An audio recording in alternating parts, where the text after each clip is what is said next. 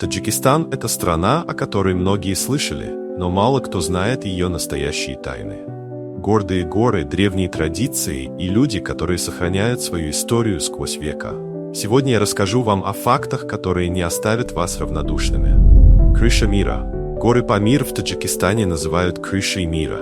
Эти величественные вершины считаются одними из самых высоких на планете. Здесь находится Исмаиль-Сомани, ранее известная как пик коммунизма. Высотой 7495 метров. Это место не только притягивает альпинистов, но и вдохновляет людей своей природной красотой. Старейшие города мира. Вы знали, что Ходжент – один из старейших городов в Центральной Азии? Ему более 2500 лет.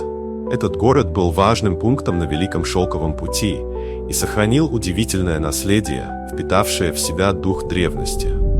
Озеро Каракуль – лунное озеро. На высоте более 3900 метров над уровнем моря расположено загадочное озеро Каракуль. Его называют лунным озером из-за необычного оттенка воды и окружающих пейзажей, напоминающих лунную поверхность. Ученые до сих пор спорят о его происхождении, предполагая, что оно могло появиться в результате падения метеорита. Самая длинная поэма в мире. Вы знали, что таджикский эпос «Шахнаме» – одна из самых длинных поэм в мире? Это великое произведение, написанное Фирдауси, содержит более 60 тысяч двустиший. Шахнаме считается культурным наследием Таджикистана и вдохновляет поэтов и писателей до сих пор. Плато Мургаб – тайна древних цивилизаций. Мургаб – это место, где вы найдете останки древних поселений, возраст которых исчисляется тысячелетиями. Археологи считают, что здесь жили одни из первых цивилизаций Центральной Азии.